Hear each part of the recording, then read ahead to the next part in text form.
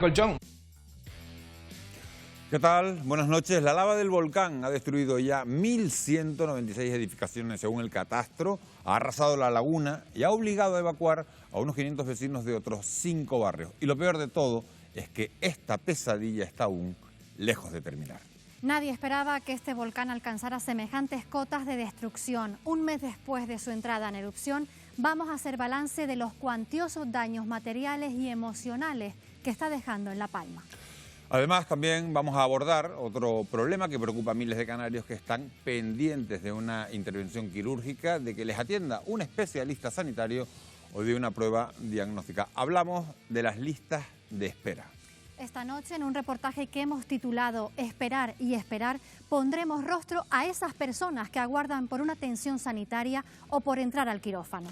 Y todo esto sin perder, lógicamente, de vista lo que ocurre en La Palma, porque hemos preparado un impactante vídeo en el que vamos a poder repasar los momentos más duros de este mes de erupción. Para hablar de la actualidad del volcán, nos van a acompañar, lógicamente, como siempre, algunos de los mejores expertos de Canarias. Con quienes trataremos, además, otros aspectos interesantes de la vulcanología.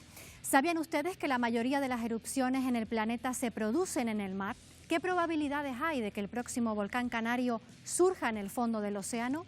Lo vamos a descubrir enseguida con el vulcanólogo Jaime Coello. Arrancamos.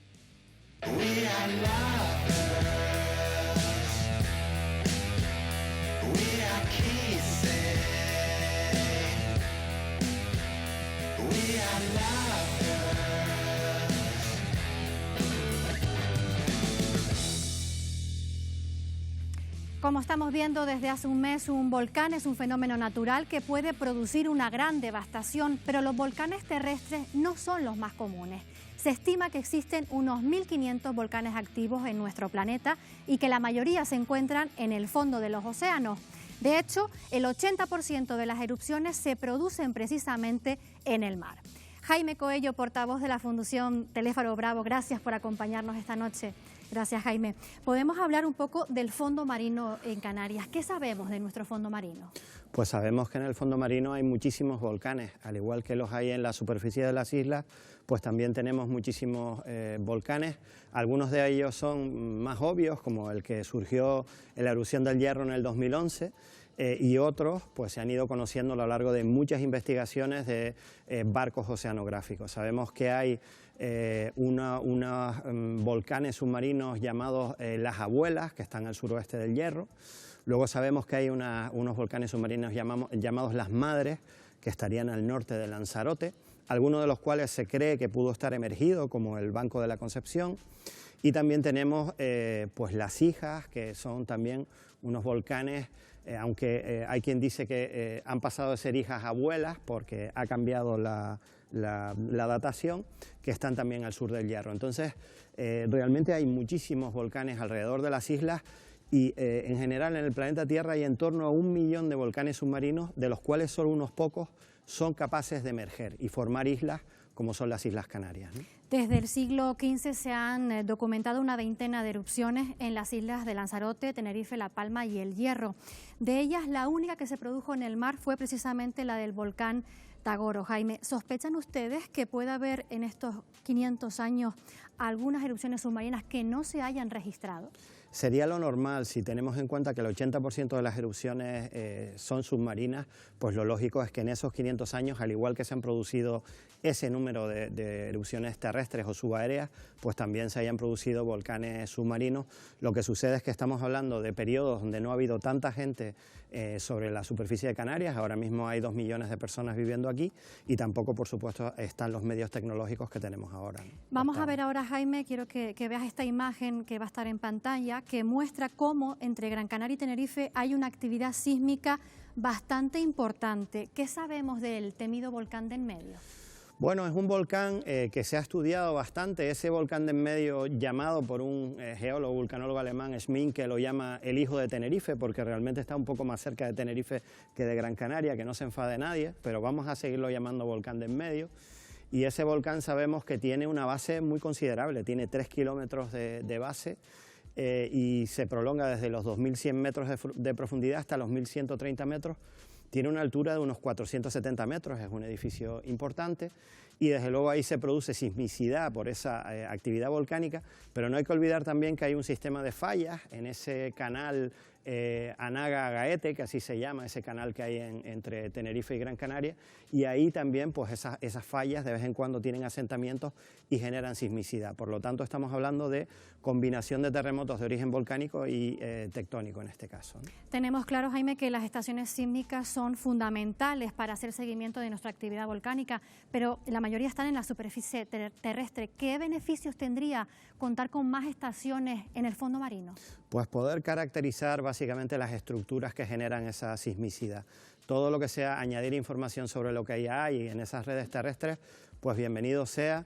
Sabemos que en el 2020 un equipo de la Universidad de Barcelona y de la Universidad de Alcalá quería utilizar pues, la óptica de las redes de telecomunicaciones entre las islas para medir esos sismos, y desde luego también sería conveniente en la medida de lo posible montar estaciones sísmicas submarinas para poder saber exactamente lo que hay ahí. Cuanta más información tenemos, pues más podemos saber a qué riesgos nos enfrentamos y caracterizar mejor pues, esa actividad sísmica, ¿no? Jaime Coello, como siempre, muchísimas gracias por aclararnos estas dudas.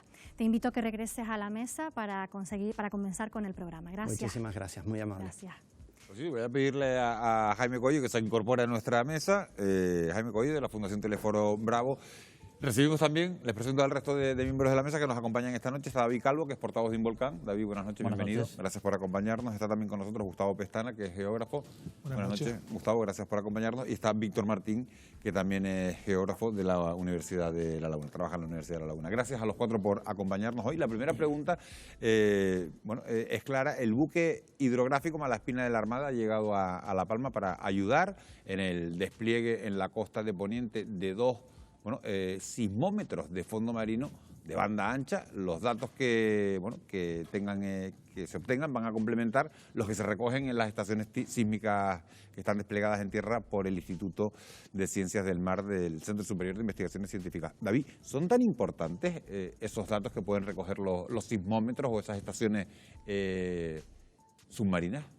Ayudan mucho, claro, porque muchas veces en territorios pequeños conseguir una buena geometría de la red es complicado. Entonces estas estaciones dan un buen uso, obtienen datos muy importantes también sobre la estructura del fondo marino, de cómo se despliegan las ondas sísmicas.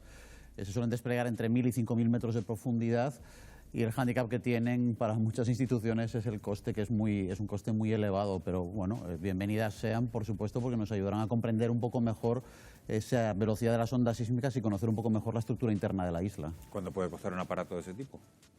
Bueno, solo el aparato unos 150.000 euros probablemente, y luego el mantenimiento, obviamente, todo lo que sea bajo el mar, mantenerlo es muy caro, evidentemente, sí.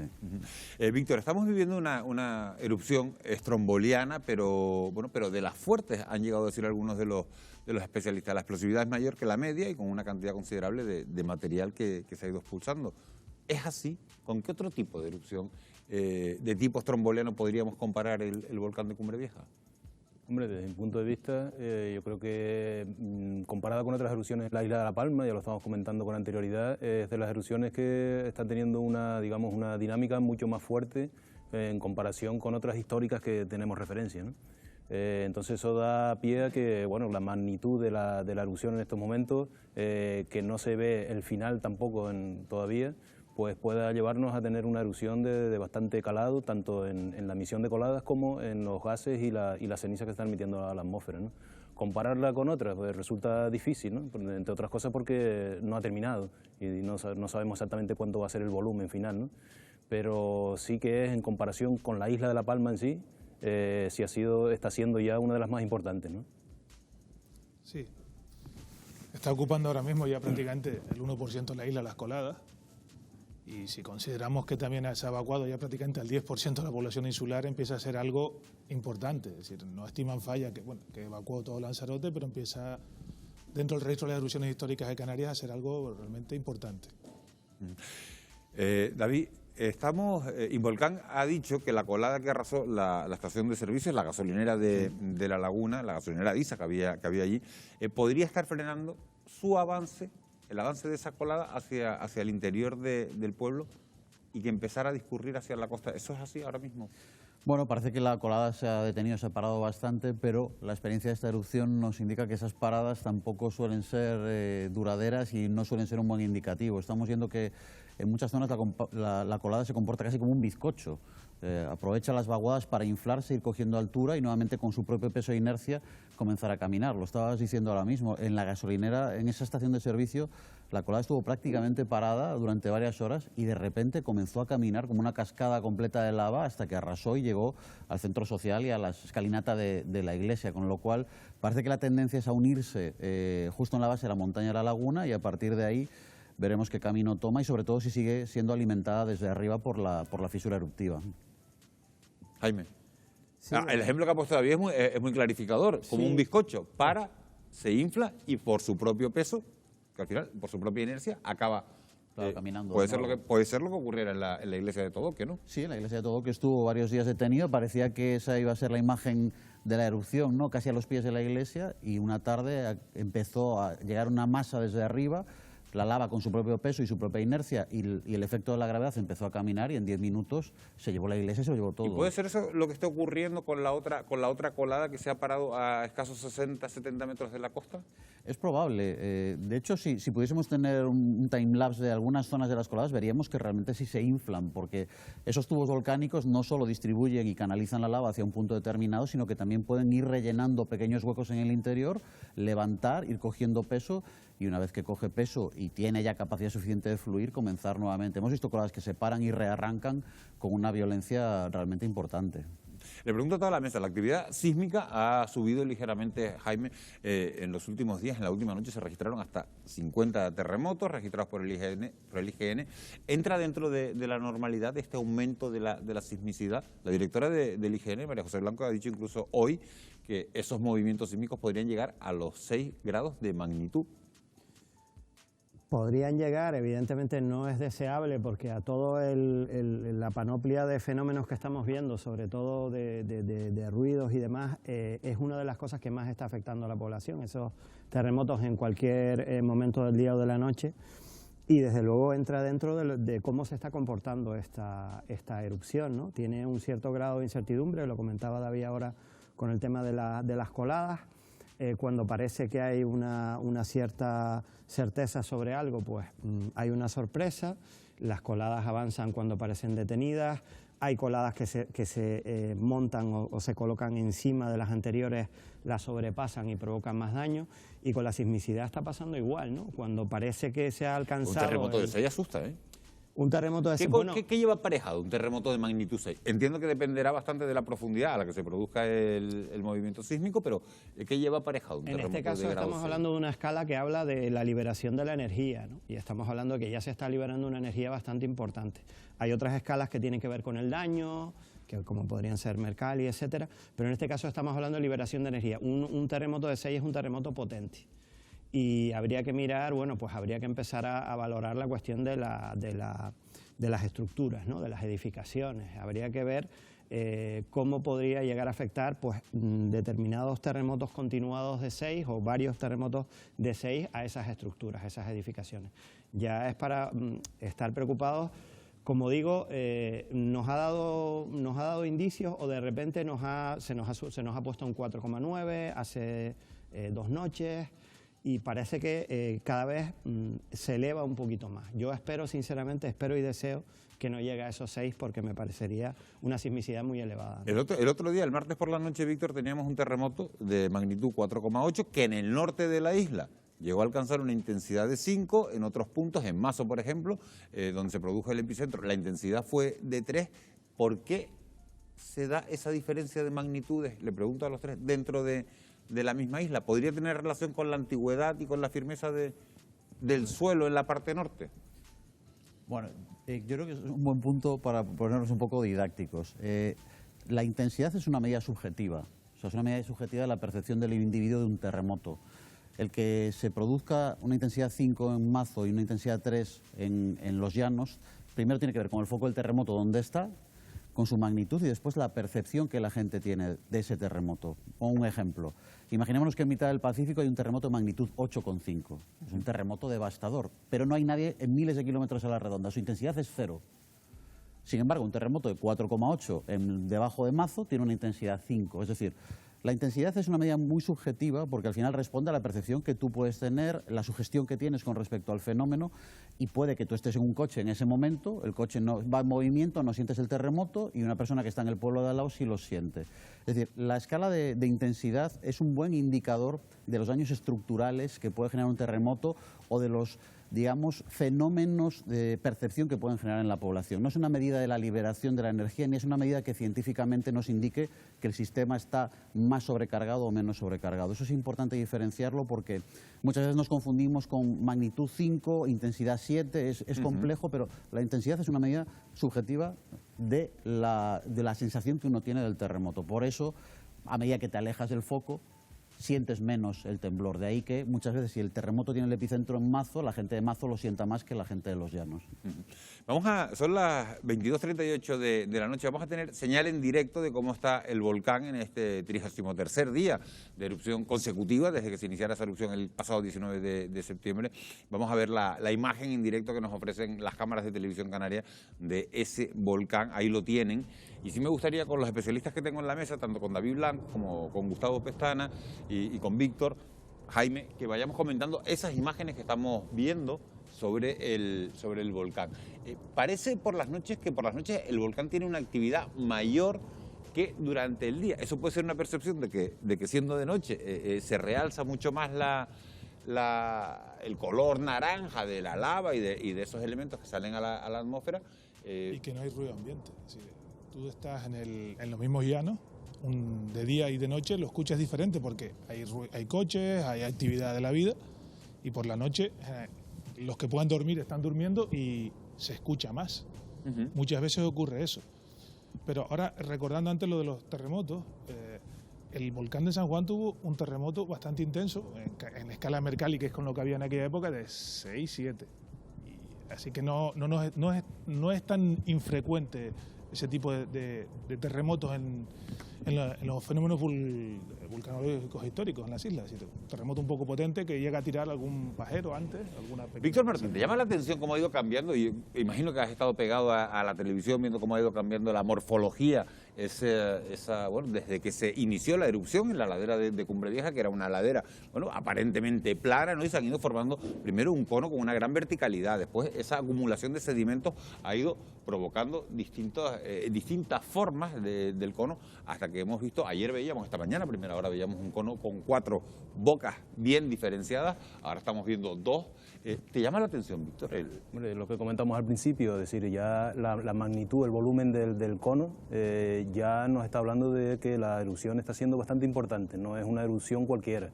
El hecho de que se haya ido incluso modificando a lo largo del tiempo, que haya perdido incluso volumen y lo haya vuelto a ganar otra vez, es decir, que no tenemos el cono tal como empezó la erupción el primer día, sino que ha perdido también volumen y ahora tiene un gran volumen, nos está indicando eso, ¿no? Que es una erupción bastante importante, ¿no? Llama la atención, claro, llama la atención. Yo creo que esa potencialidad de la erupción, con aquel pequeño descanso que hubo hace una semana, llama la atención de que es un volcán que, digamos, internamente la cámara magmática tiene que ser potente. No hablamos antes de los terremotos.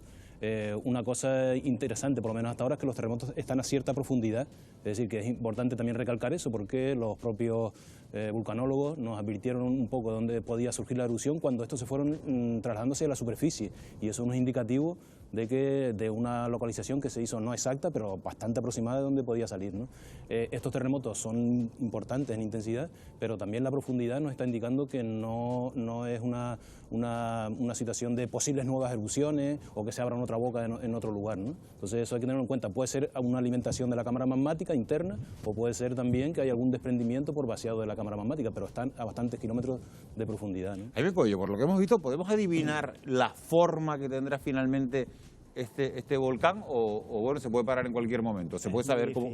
Es muy difícil. Todos los que hemos estado cerca vemos que cambia con una rapidez muy grande. Ha tenido forma de herradura creo que 2 o 3 veces, porque se ha abierto, se ha desprendido o ha colapsado el cono en varias ocasiones.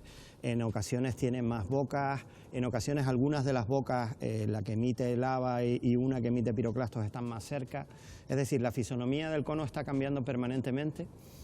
Hablábamos antes de que parece que alcanza una altura, leía por ahí, de casi 200 metros, pero la fisonomía cambia por horas. 200 metros estamos hablando... desde la base, desde abajo, ¿no? Desde esa pendiente pronunciada. ¿Tiene David Calvo ese dato?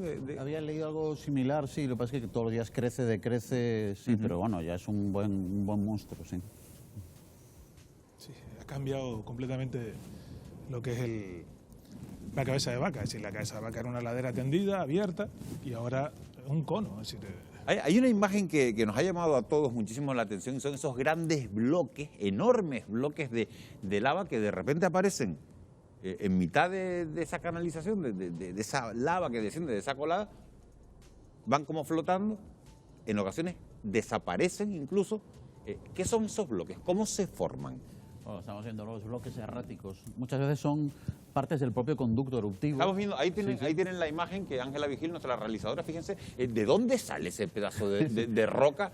Sale del interior, es la capacidad que tiene el volcán de emitir estos grandes bloques. Muchas veces son las paredes también de los propios canales por los que discurre la lava que los arranca y los incorpora, y otras veces son partes del cono que se van desprendiendo y se incorporan también a ese flujo. Es espectacular, que grabaron los compañeros del IGME, y muestra un poco también esa realidad que no estábamos tan acostumbrados, ¿no? Siempre pensamos en las coladas de lava y de repente nos encontramos bloques que en este caso son prácticamente como una guagua, y algunos de ellos, como han comentado los colegas del IGME, como casas de 3 plantas. Es que ahí se va diluyendo, fíjense cómo se va hundiendo, como aparece el bloque con una...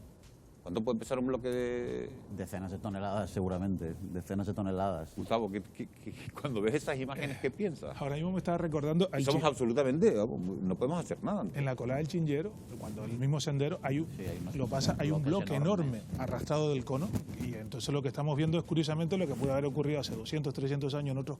Estamos viendo en directo y es impresionante.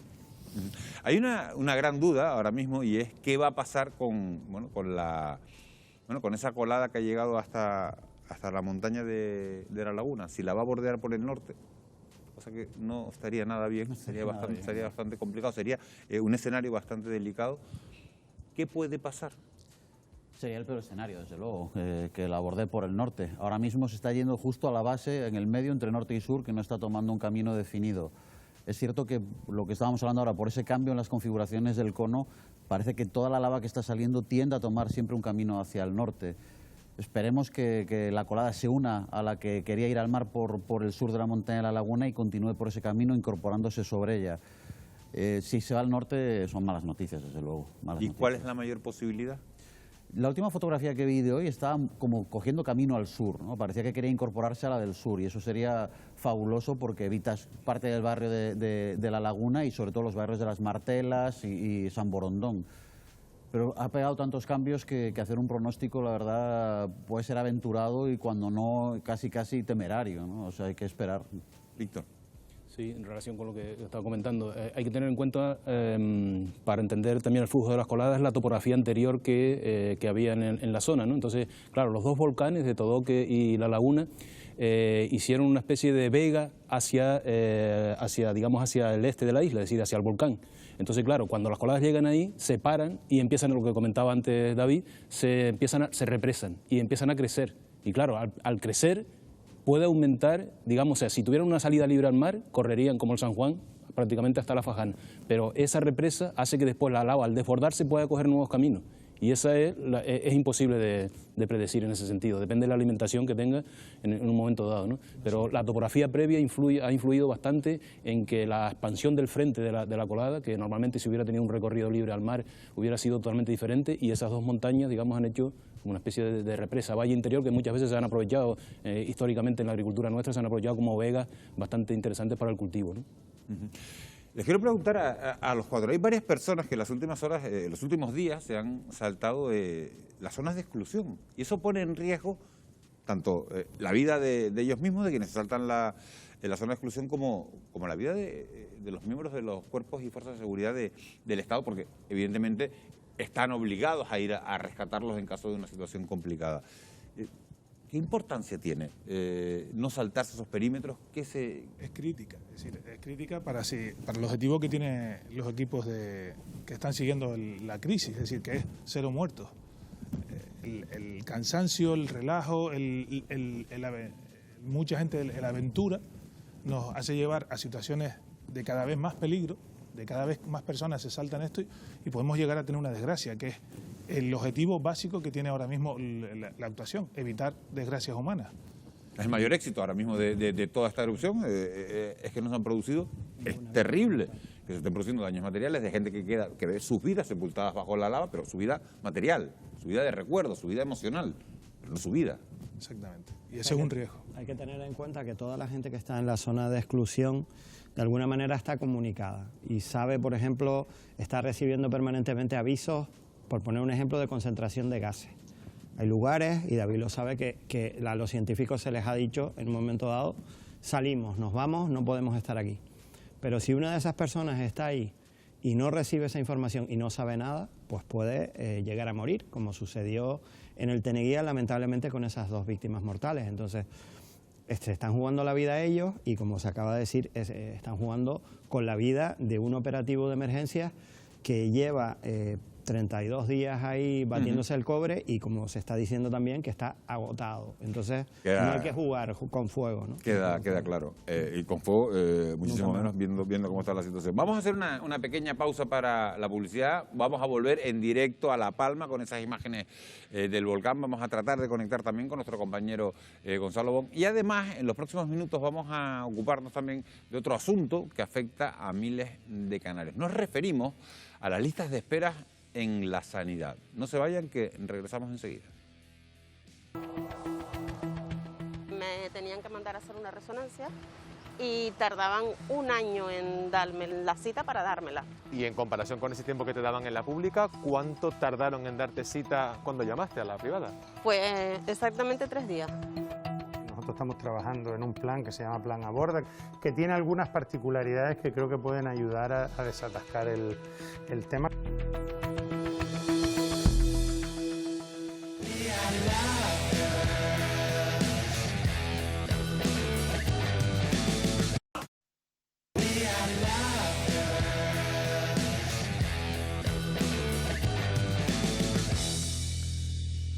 11 menos 7 minutos de la noche, seguimos en directo en Fuera de Plano, en Televisión Canaria, y antes de entrar en más análisis nos vamos a ir en directo hasta la isla de La Palma, porque ahí se encuentra nuestro compañero Gonzalo Bon, que está con Carmen López, directora del Observatorio Geofísico del Instituto Geográfico Nacional. Buenas noches, Gonzalo.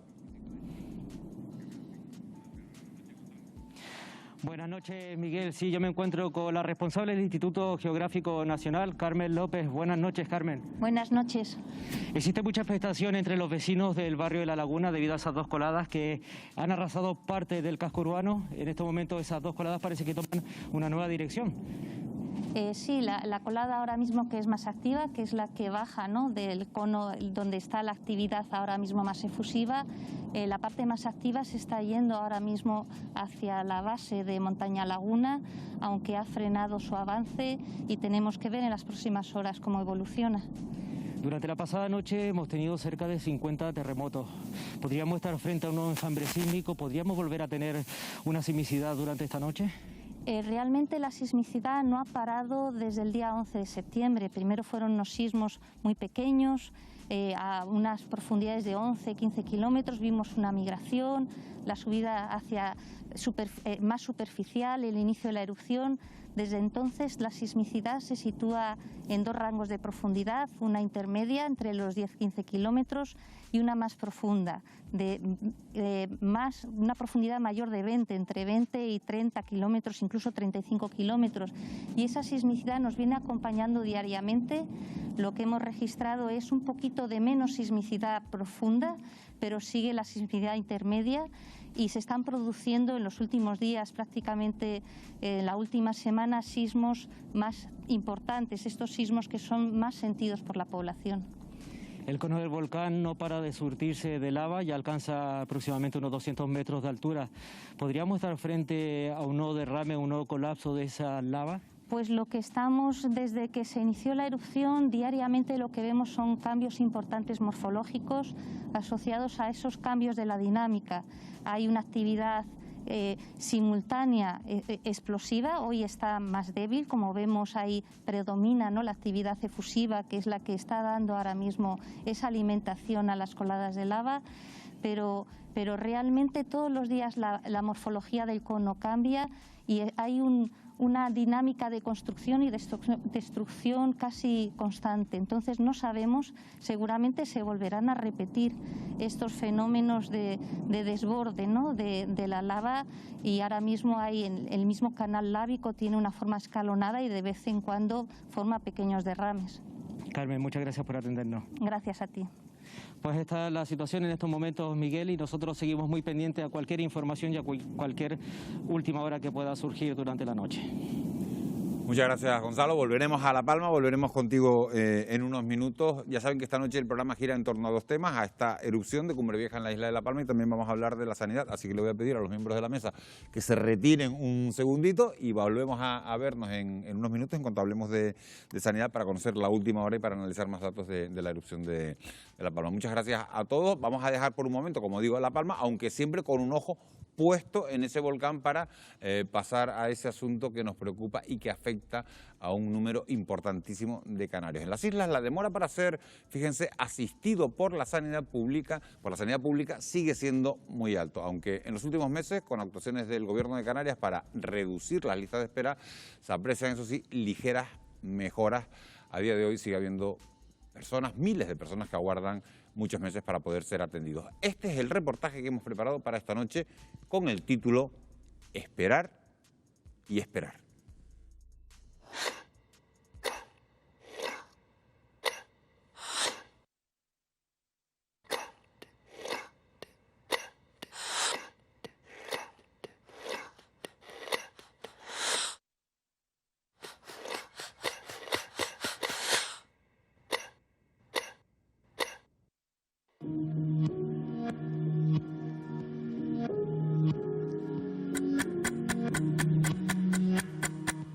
Rosadelia, ustedes llevan esperando por la operación de tu hijo Ginés casi un año. ¿Cuál es su problema de salud y qué razones les han dado para no operarlo ya?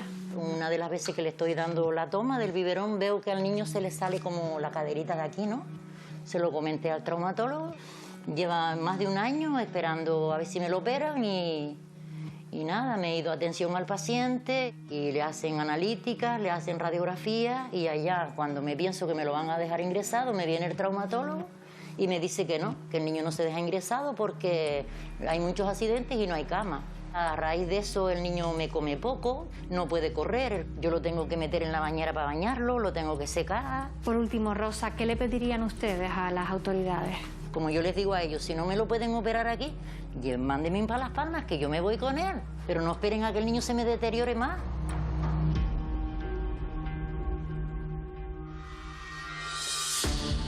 $27.499 canarios esperan poder cruzar estas puertas para someterse a una operación quirúrgica.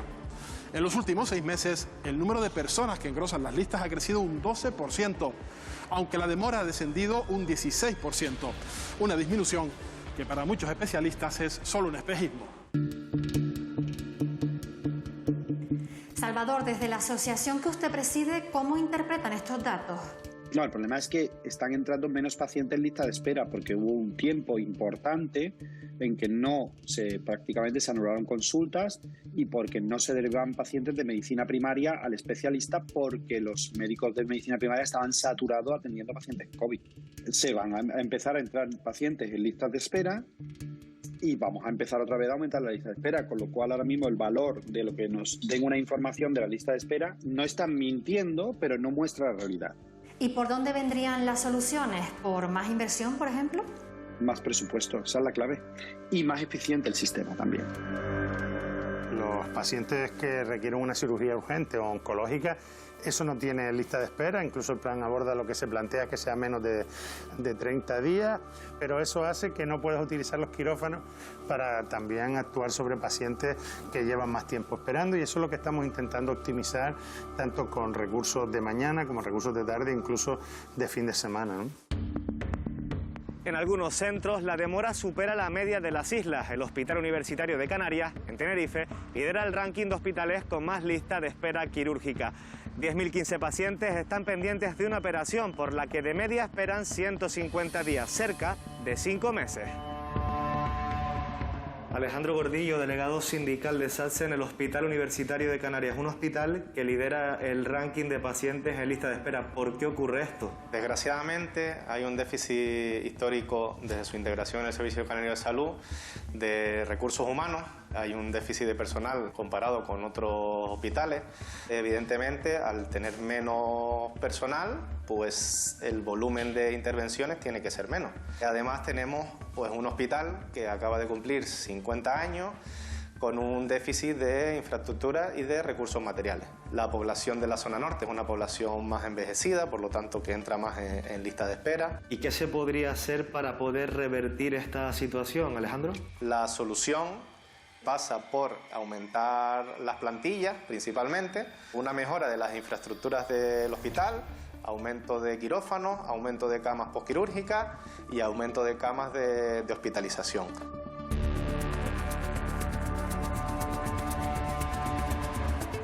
Hay que recordar que eso estuvo gestionado inicialmente por el Cabildo de Tenerife, que se integró en el Servicio Canario de Salud en un momento determinado y que ahora lo que toca es dar una vuelta de tuerca, cambiar un poco el paso e incrementar sus capacidades para que pueda atender a lo que realmente se necesita, ¿no? Al Hospital Universitario de Canarias le sigue el Hospital Nuestra Señora de Candelaria, también en Tenerife, con 129 días de espera. Y el tercero, con mayor demora, es el Hospital Insular de Gran Canaria.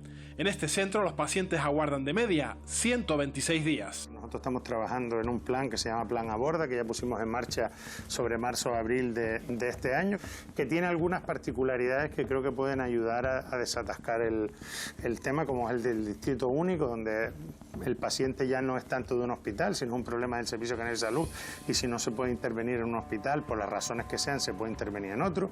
Se han contratado 2.160 profesionales para todos esos programas, algunos incluso con jornada de tarde, con lo cual lo que pretendemos es que el hospital esté funcionando y sus quirófanos estén funcionando mañana y tarde. Nos planteamos que a diciembre del año 22 las listas de espera se hayan reducido más de un 30%, que la demora media sea de menos de 90 días y que además no haya ningún paciente oncológico que espere más de 30 días para ser operado.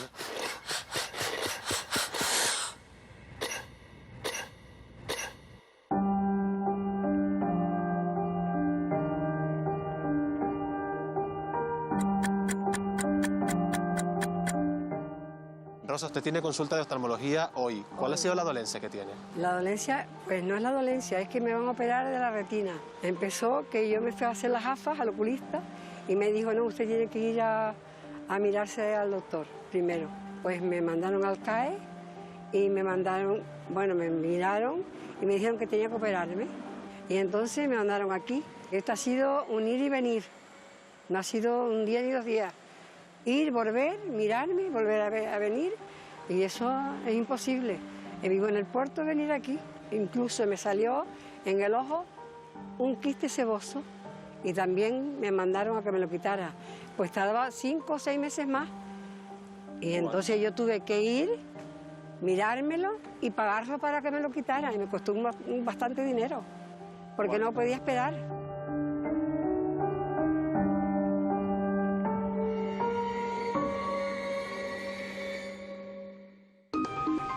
Doctor Cordobés, ¿cómo viven en oftalmología la presión de las listas de espera con casos como el de Rosa, por ejemplo? La oftalmología que se hace ahora no tiene nada que ver con la que se hace 30 años, hace 30 años cuando yo empecé, porque el volumen de los casos ha aumentado de una manera tremenda y luego se ofrecen muchísimos más servicios a la gente, pero eso se ha multiplicado de forma exponencial. Todo lo que es administración pública son sistemas que son poco flexibles, entonces nosotros antes la atención que le hacíamos a los pacientes era pequeña y los papeles que tiene el diferente personal, tanto médico como auxiliar, necesitaría actualizarse y no es fácil hacerlo. ¿Cómo asumen, cómo se toman los pacientes esa demora a la hora de tener una consulta con oftalmología? Normalmente los pacientes no se lo toman muy bien, porque si yo pido una consulta y me dicen que ya me avisarán o me dicen que me van a dar consulta para dentro de 6 meses, yo pienso que mi proceso puede tener efectos negativos sobre mí. Entonces, lo que sí intenta hacer el sistema en la medida que puede es que los pacientes que tienen una patología que requiere un tratamiento rápido, como un desprendimiento de retina, una degeneración macular, un glaucoma, patología de ese tipo, se intenta atender lo mejor posible.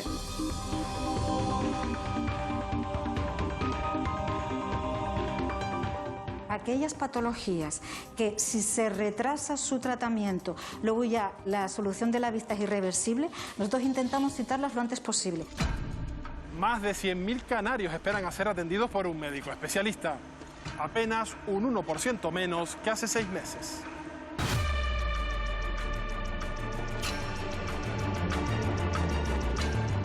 Falta de médicos es lo principal, pero un médico para formarse por el sistema MIR necesita 4 años. Y las plazas de MIR siguen siendo escasas en aquellas especialidades que ahora mismo hacen falta más. La única manera de reducir la lista de espera es un poco derivando hacia la concertada. Las listas de espera no son iguales en todas las especialidades. La que más pacientes acoge y donde la paciencia para ser atendido se extrema es en oftalmología, con unas 22.000 personas, seguida de traumatología con casi 14.000. Determinadas especialidades como puede ser oftalmología, dermatología y alguna otra más que concentran un número importante de consultas. Se han reforzado los profesionales, pero sobre todo se han reforzado las consultas, es decir, se han hecho más consultas de tarde, incluso también algunas se están programando para hacer los fines de semana para intentar hacer mucha actividad y que haya que hacerle pruebas a quien corresponda y que termine en un quirófano quien tiene que terminar, ¿no? Pero seguimos teniendo un déficit de especialistas en el Servicio Canario de Salud que podrían estar en torno a los 200 o así en el global del servicio. Según la Consejería de Sanidad, se necesitan más especialistas de medicina de familia, cuidados intensivos o radiología, entre otras especialidades, sobre todo en las islas no capitalinas. La falta de especialistas en las islas en general se debe sobre todo a el poco interés de la Consejería para ofrecerle contratos dignos a los 1.000 que sacaban aquí como mínimo y a poder hacer contratos atractivos para que incluso los que lo hagan fuera puedan venir aquí. Con respecto a las islas menores, todavía el problema es mayor porque los especialistas se suelen quedar cerca de los centros de mayor tecnología. Hola, hermana, buenos días. Gracias. Hola, Loli. Tú eres de Fuerteventura y llevas 2 meses desplazada aquí en Gran Canaria con tu hija para la atención médica de ella. ¿Por qué han tenido que venir? Porque en el hospital de Fuerteventura no tienen la especialidad que mi hija requiere, que es la especialidad de psiquiatría. Sí, es verdad que tienen psiquiatría, pero para adultos, pero infanto-juvenil no lo tienen. El diagnóstico que me han dado es depresión por bullying. Ahí decidieron que nos iban a trasladar para el materno-infantil. Esto ha supuesto un esfuerzo económico para ustedes de entrada. ¿No han recibido ningún tipo de ayuda? Ninguna. Desde el día que nos venimos para acá, o sea, el día que nos trasladaron, hasta el día de hoy, todos nos los hemos tenido que costear nosotros. En principio creíamos que al llevar tanto tiempo, pues la Seguridad Social nos podía adelantar por lo menos parte de lo que ya teníamos invertido, ¿no?, en la estancia aquí. ¿Y cuál es la sorpresa? Que mandamos los papeles y nos dicen que no. Eso no lo dan cuando le den el alta a la niña. Ahora cuando yo necesito que me reembolse parte de lo que ya tengo gastado, de lo que ya tengo invertido, para poder seguir afrontando lo que me espera. Hay una diferencia sanitaria entre las islas no capitalinas y las islas capitalinas. Falta recursos sanitarios, como pueden ser unidades de hemodinámica, unidades de oncología radioterápica en muchas islas, que son unidades especiales y que son importantes para la supervivencia del paciente.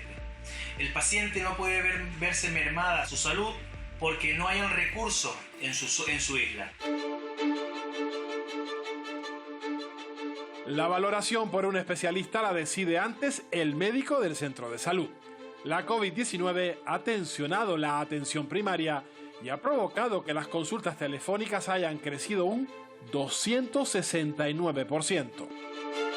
José Miguel Rodríguez, gerente de atención primaria de Tenerife. ¿Cómo ha afectado la pandemia a la atención primaria y sobre todo a las consultas? Ha sido un trabajo complicado porque no ha sido fácil el hacer la actividad normal y ordinaria que tienen todos los centros de salud a la vez que se atiende a una pandemia y ha supuesto en un tiempo récord adaptar ambas asistencias. ¿Cuánto tiempo de media se suele dedicar a una consulta telefónica? Las consultas han aumentado hasta los 10 minutos por paciente, que era una reivindicación a nivel nacional y lo hemos puesto. Eso ha ayudado a que en algunos casos hayan aumentado los tiempos de espera, sobre todo si era para consulta presencial.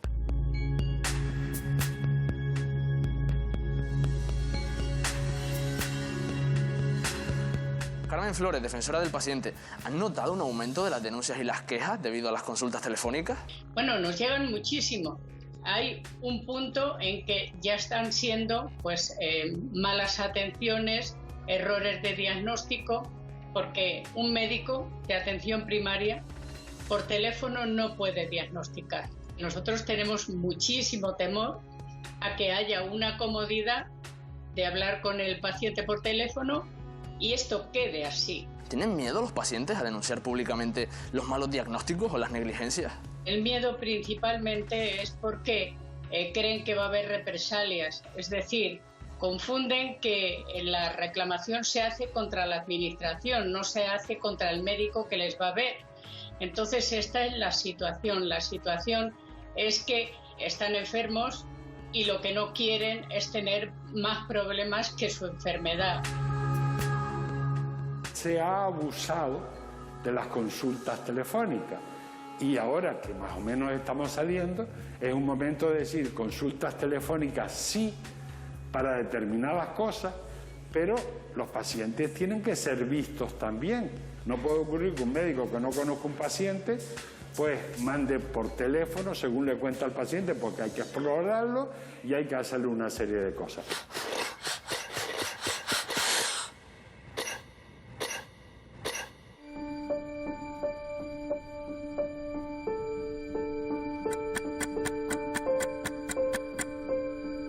Hola, Fátima. Hola, Pablo. Tú tienes una lesión en el túnel carpiano de tu mano derecha. Una lesión que requiere de una prueba diagnóstica. ¿Qué prueba es? Una radiografía de la cual me tienen que determinar si me operan o no me operan. Ya me hicieron una anterior prueba que son con electrodos, me dicen que la tengo fastidiada la mano. Las pruebas las vio la traumatóloga porque ya me he visto en 2 ocasiones, pero a falta de esa radiografía pues no me ha podido hacer mucho más. ¿Y qué piensas cuando te ves en esta situación? Pues la verdad que es algo fastidiado porque es algo que me impide a la hora, por ejemplo, de trabajar, que estoy trabajando en la hostelería, pues me impide sobre todo el poder trabajar o hacer cursos relacionados con esto. El querer coger a mi hija no puedo cogerla porque la puedo tirar en cualquier momento. Fátima, ¿y tú en algún momento has pensado en ir por la privada para solventar esta lentitud de la sanidad pública? Ahora mismo la verdad que no, porque no me lo puedo permitir en cuanto a economía. Pero de tener sí lo haría, porque la verdad que me van a seguir haciendo esperar. En Canarias hay que esperar casi 6 meses para realizarse una endoscopia. Y en pruebas como la mamografía, la demora alcanza más de 2 meses. Fernando Fraile, ¿qué le parece que en Canarias se tarde tanto para hacer una prueba, por ejemplo, una mamografía? Bueno, pues nos parece tremendo, porque una persona no puede estar 3 meses esperando a ver si a través de una mamografía tiene o no tiene un cáncer de mama en este caso. Porque el sufrimiento, aparte del físico que pueda tener, la incertidumbre de que le puedan decir que tiene un cáncer y durante tanto tiempo afecta muchísimo psicológicamente a las pacientes. Fíjese que, por ejemplo, con una detección precoz del cáncer de mama, de lo que estamos hablando ahora, se curan hasta un 90% de las personas que lo tienen. Sin embargo, si se deja pasar tiempo, el cáncer puede llegar a convertirse en maligno, efectivamente terminar incluso con la vida de la paciente. Durante la pandemia, ¿a cuántos pacientes no se les ha diagnosticado, por ejemplo, su cáncer? Que hasta un 25% de gente que ha tenido un cáncer o que tiene un cáncer no se lo han descubierto aún. Es decir, hay un 25% de gente que aparecerá con un cáncer grave en cualquier momento o ya habrá aparecido. Sabes que tenemos un diagnóstico precoz de cáncer de mama de los primeros de España y de los más potentes de España. Hacemos una cantidad de pruebas y de screening a mucha gente y en principio yo creo que esa es una de las pruebas en que Ahora a lo mejor con el COVID, lógicamente, ha habido un pequeño retroceso, pero que creo que estamos en primera línea nacional en cuanto al número y a la rapidez con que se hace la mamografía, asociado, como ya digo, a esas unidades que creamos hace mucho tiempo de diagnóstico precoz. La pandemia ha provocado un aumento de listas de espera en las pruebas diagnósticas. 28.755 personas aguardan su turno, 7.000 más que hace solo 6 meses. Tras las endoscopias, lideran la demora las resonancias y las ecografías simples. El tema de las listas de espera de pruebas diagnósticas va muy asociado a una cadena, ¿no? Es decir, cuanto más consultas hay, más pruebas hay, y eso es lo que está generando un cierto nivel de tensión en lo que es las esperas. ¿Por qué se piden muchas ecografías? ¿Por qué se piden muchas endoscopias? No siempre va asociado a la necesidad, muchas veces para descartar. Es verdad que los médicos y los especialistas priorizan, entonces puede haber gente que espere ese tiempo, pero porque ha sido valorado por un clínico y entiende que hay que hacerse antes a alguien, ¿no? En cualquier caso, nosotros estamos activando programas especiales dentro de los hospitales y utilizando todos los recursos que existen en el sistema para incrementar el número no solo de ecografías y endoscopias, sino de otro tipo de pruebas que también tienen o acumulan de alguna manera un número importante de personas esperando, ¿no?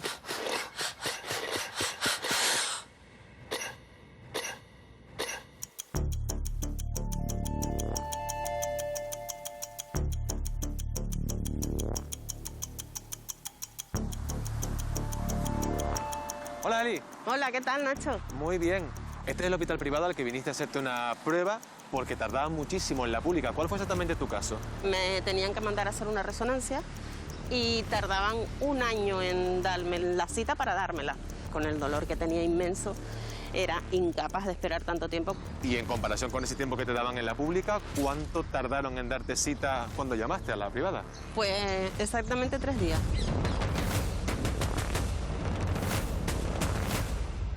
¿Alguna vez has pensado en las consecuencias que podría haber tenido el hecho de que hubieras esperado ese año hacerte la prueba por la pública? Sí, me lo he planteado y lo he pensado muchas veces. Si yo, que siempre he sido de las de, bueno, hay mucha gente, hay que esperar, directamente entro ya a quirófano, a que me pongan una prótesis. Yo creo que la relación futura entre la sanidad pública y la sanidad privada debe ser, como lo ha venido siendo, de hecho, en los últimos años, una relación complementaria. En Canarias yo creo que el régimen de conciertos ha funcionado relativamente bien. La sanidad pública debe entender que la sanidad privada está ahí para echar una mano en lo que requiera y, por supuesto, con el orden legal establecido, que nosotros también defendemos, de que se regularice la situación. Canarias ha registrado un incremento anual del 7% en el número de personas con seguro privado. En los últimos 15 años, los ingresos de las empresas del sector crecieron un 80%. El efecto de la pandemia pues está provocando un atractivo indudable de este seguro. Por el proceso en la gestión pues hace que tengamos la sanidad privada determinados atractivos como la libertad de elección, indudablemente, y también una posibilidad más rápida de tener acceso a medios de diagnóstico, a consultas de nuestros especialistas. La previsión que tenemos es continuar con un crecimiento similar a la de los últimos años. Beatriz González, profesora de Economía de la Universidad de Las Palmas de Gran Canaria. ¿Cómo podemos reforzar nuestro sistema público de salud? Actuando en diferentes frentes. En el frente político, por supuesto, a través de mayor financiación, pero también a nivel de mesogestión, permitiendo que los centros públicos tengan más herramientas de gestión, sobre todo de recursos humanos y de compras y suministro. ¿Por qué hay tantas familias que se están viendo obligadas a hacerse un seguro privado? El principal problema ahora mismo es el de la huida hacia la privada de quien puede pagárselo, porque las listas de espera en la sanidad pública son excesivamente largas. Y esto es una desigualdad clara y una discriminación por renta. ¿Cómo se podrían reducir las listas de espera? Más financiación para la sanidad, obviamente, pero también el conseguir mejorar la eficiencia, digamos, del funcionamiento de los centros públicos. El papel de la sanidad privada como complemento de la sanidad pública a través de conciertos es algo que seguirá existiendo y que de alguna manera, digamos, requiere un control por parte del sector público importante, unas reglas del juego claras, etcétera. La protección de la salud es un derecho. Nos garantiza recibir una asistencia pública, universal y gratuita. Pero los tiempos de espera lastran el sistema. Acabar con esa demora hará que la sanidad sea más robusta y que el derecho constitucional a unas prestaciones vitales pueda ser pleno.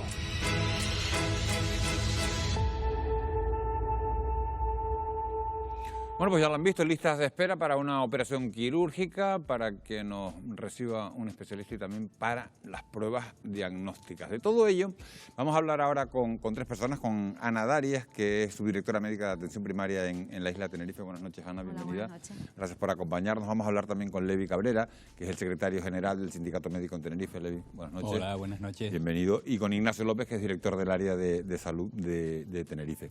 Buenas noches, bienvenido, Ignacio. Sí quiero dejar claro en todo momento que tanto en las intervenciones quirúrgicas como la atención de un especialista y las pruebas diagnósticas consideradas urgentes, así como los casos oncológicos, se atienden sin ninguna demora. Cuando hablamos de la lista de espera, nos olvidamos de estos tres aspectos que sí son casos que se atienden sin demora en la sanidad pública canaria. Aclarado todo eso, sí hay que decir que unos 27.000 canarios aproximadamente esperan para someterse a una intervención quirúrgica. En los últimos 6 meses, el número de personas que engrosan las listas ha crecido un 12%, aunque la demora ha descendido un 16%. Se ha pasado de 133 días a 126. Ignacio López, ¿son buenos datos estos o son malos datos? Datos manifiestamente mejorables, pero la realidad es que, como has comentado, la demora media, el tiempo que están esperando esos pacientes se ha reducido. A mí me da más igual el número de pacientes que están en lista de espera, lo que me importa es cuánto tienen que esperar, ¿no? Y ese dato sí se ha reducido e incluso estamos mejorando en la mayor parte de los datos prepandemia, porque no hay que olvidar que el COVID-19 ha supuesto una locura dentro una alteración completa del sistema, ¿no? Del sistema sanitario. Y entonces el objetivo primero era recuperar los datos previos a la pandemia, los de diciembre del 2019, y a partir de ese momento pues seguir mejorando. Se ha puesto el plan Aborda por parte del Servicio Canario de Salud. Por primera vez, yo creo que con un presupuesto de 200 millones puestos expresamente y claramente para este plan, y bueno, pues hay que dejarlo andar unos meses porque esperamos desde luego que tenga buenos resultados. Le iba a preguntar precisamente por el plan Aborda, que pretende reducir, Ana, las listas de espera en un 30%, que situar las demoras por debajo de los 90 días. ¿Es conseguible ese objetivo? Yo creo que sí es conseguible, pero cuando se ha puesto el plan es porque pues se baraja que eso sea posible. Lo que dice Ignacio es cierto, hay que esperar, ¿no? La pandemia ha puesto un tropezón ahí en el camino y hay que esperar. Habrá que ver de qué patología estamos hablando, pero bueno, como hemos dicho, esa patología oncológica y urgente está fuera de ahí. Toda esa patología traumatológica, oftalmológica, que es la que llena esa lista, y ver un poco, ¿no? Hay que priorizar siempre, ¿no? Hay que ver qué tipo de patología y qué repercusión tiene esa patología en el enfermo, que es muy importante, ¿no? No es lo mismo operar una rodilla en una persona de 75 años que no camina ya, que operar una rodilla en un chico de 40 que tiene una vida laboral activa, ¿no? Yo creo que hay un poco hay que jugar ahí con esa parte de la priorización y atender no solo a las características de la lista, sino a las características de las personas que están en la lista e individual, ¿no? de cada Pero está pasando también que por culpa de la pandemia y por la situación que se ha generado, incluso nos han informado de posibles alteraciones de urgencia que no se pueden atender adecuadamente, por ejemplo en traumatología, por falta de quirófano.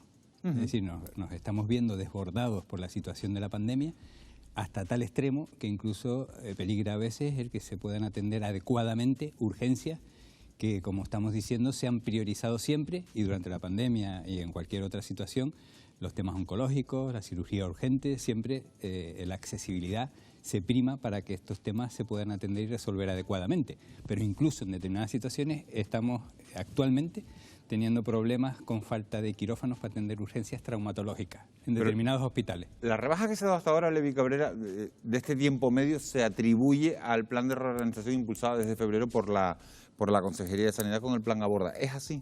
Sí, el tema de las programadas y del esfuerzo que se ha hecho para aumentar la actividad ha conseguido estos resultados que estamos comentando. Pero la realidad también nos lleva a lo que estoy diciendo, que la falta de recursos muchas veces de quirófano, en determinadas especialidades que no se disponen de lo suficiente, el gran problema que venimos arrastrando desde el siglo pasado de la deficiencia de camas sociosanitarias, seguimos teniendo ocupación por enfermos que ya tienen alta administrativa en hospitales de agudos. ¿Qué es lo que falla en la sanidad canaria? ¿Falta de médicos, falta de presupuesto, le pregunto a los tres, o falta de una mejor gestión? ¿Qué es lo que está fallando? ¿Cuál de esas no patas tenemos falla? los recursos suficientes para la población que estamos atendiendo. Esto viene desde el siglo pasado. Desde que la población canaria experimentó el aumento a principios de siglo de llegar a los 2 millones de habitantes, la organización y recursos sanitarios y humanos que tenemos se ha quedado por debajo de ¿Faltan médicos? Sí, faltan médicos y faltan infraestructura. Teníamos que tener más centros de salud, más hospitales, más médicos, menos cupos en los médicos de familia y los pediatras de atención primaria, en determinados servicios hospitalarios más disponibilidad de estructura, tanto ¿Coinciden ustedes con el secretario general del sindicato médico? Bueno, que sí es una parte, ¿no?, de estructura, de estructura física y de estructura de personal, y también falta coordinación.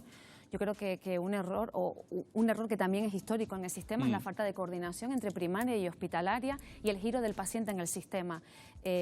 Tú tienes un paciente en una consulta de atención primaria, ese paciente tú tienes una sospecha diagnóstica y primaria tiene una limitación a la hora de pedir pruebas diagnósticas.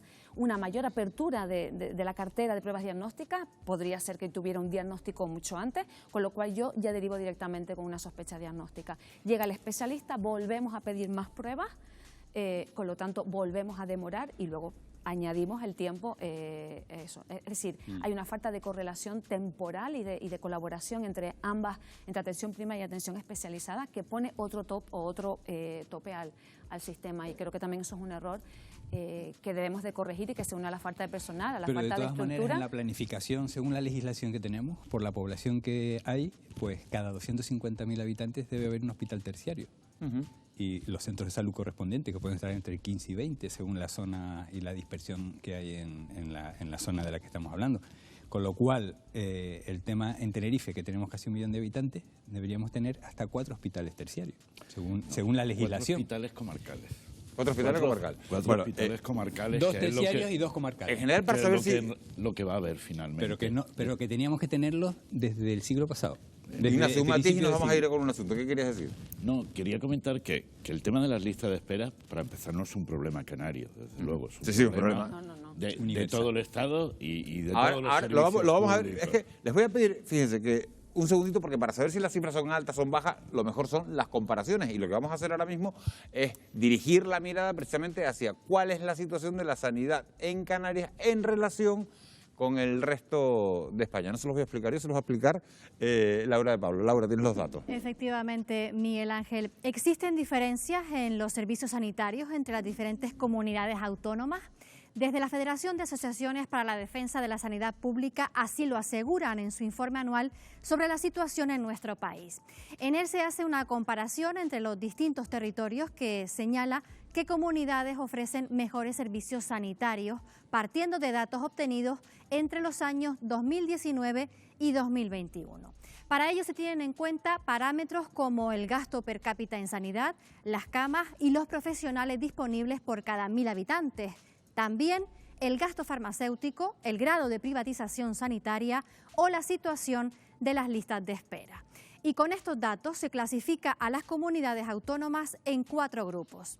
En el primero, y con los mejores servicios sanitarios de España, se encontrarían las comunidades del País Vasco, Navarra, Asturias y La Rioja. Con servicios sanitarios regulares estarían estas otras: Aragón, Castilla y León, Extremadura, Galicia y Castilla-La Mancha.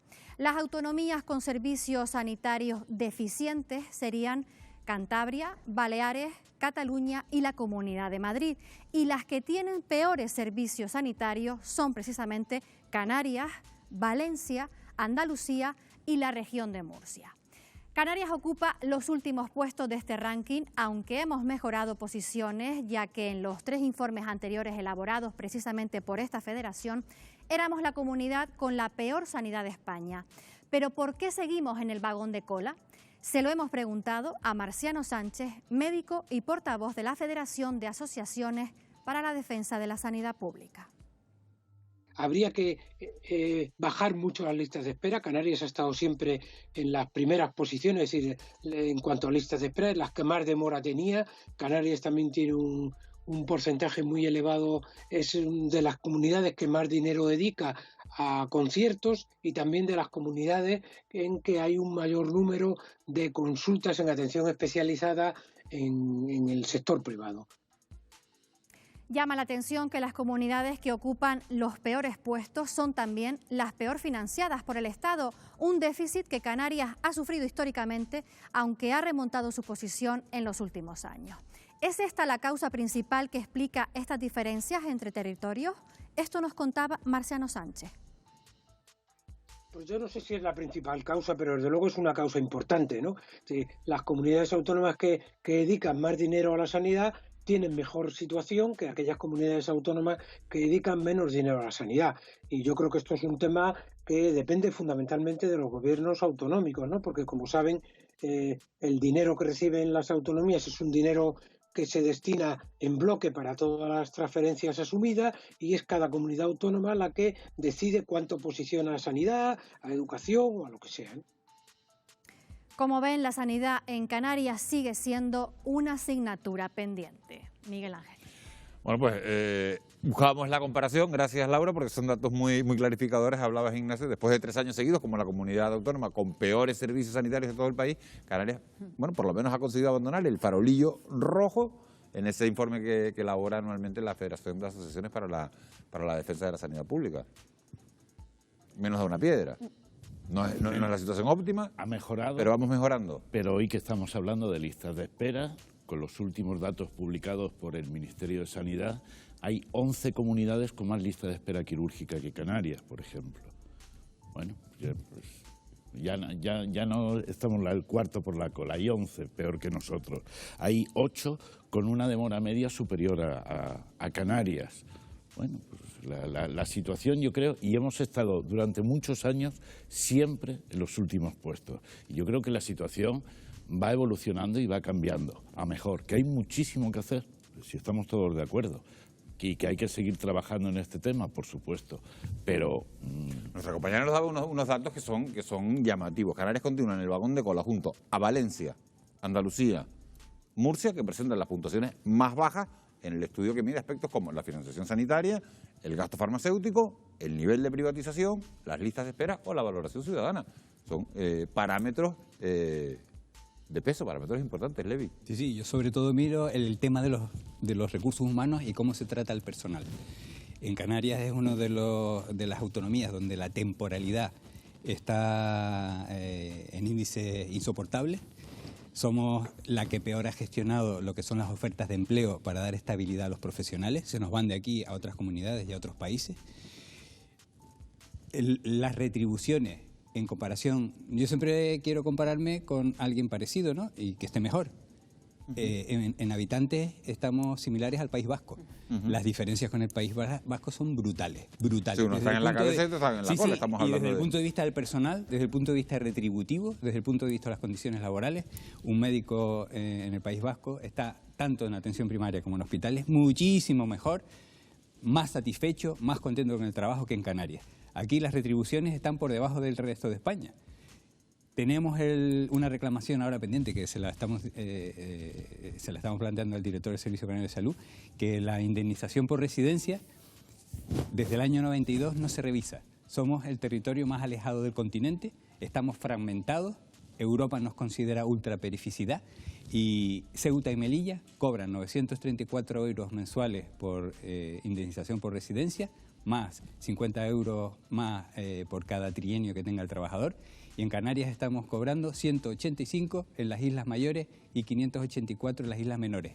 Queremos que se pague como Ceuta y Melilla, como mínimo. A ver, eso pasa en la sanidad, pero pasa en el resto de la sociedad, porque Canarias tiene los salarios más bajos de todo el país, no solo en la sanidad, sino en el resto de... A mí me toca defender la parte que... No sé si la parte sanitaria, pero digo, para situarlo todo en contexto, y digo además, que para el la resto... indemnización por residencia afectaría a todos los trabajadores. Eso hay que ponerlo en marcha porque Canarias no puede seguir a la cola en retribuciones con el resto de España. Has tocado, Levi, un tema importante. Me gustaría preguntárselo a Ana. La descentralización, Ana, y el traspaso de competencias en materia de sanidad a las comunidades ha acarreado un aumento de las desigualdades entre regiones. Pues probablemente, haya contribuido. Yo creo que son muchas cosas y evidentemente si tienes menos dinero para invertir y tienes que gestionar de una manera. Más además, creo, con una población cada vez más envejecida que consume recursos y que no está ajustado el gasto sanitario a la realidad, ya independientemente de las listas quirúrgicas. Tenemos una sanidad a la que tenemos que acoplarnos adecuadamente y ver realmente cómo aplicar el gasto sanitario.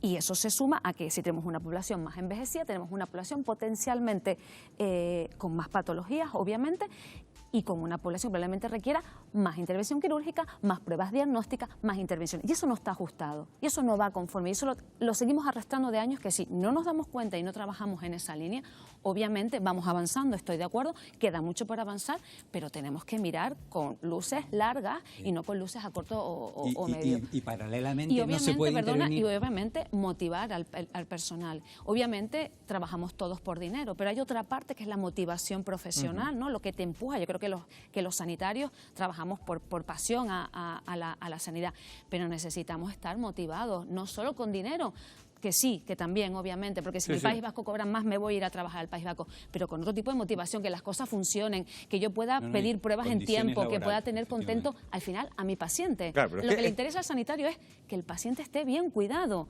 No piense el ciudadano que es que no, sí. Claro que me interesa. Mi mayor pasión es que el ciudadano, su estado de salud sea el mejor posible. Pero para eso necesito que nos cuiden, que nos motiven y que nos...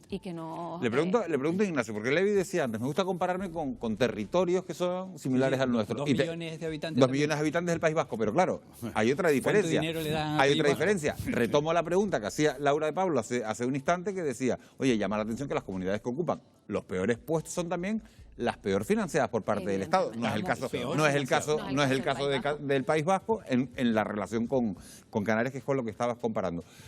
Ese déficit es histórico, Ignacio, en Canarias, aunque se han remontado posiciones en los últimos años.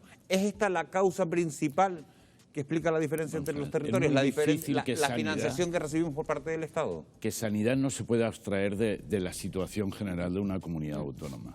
Y hay comunidades autónomas mejor financiadas, con una financiación especial, como es el País Vasco. ¿Ustedes han visto las carreteras del País Vasco? Sí, por eso decía que es comparable en una parte, pero la financiación no es la misma.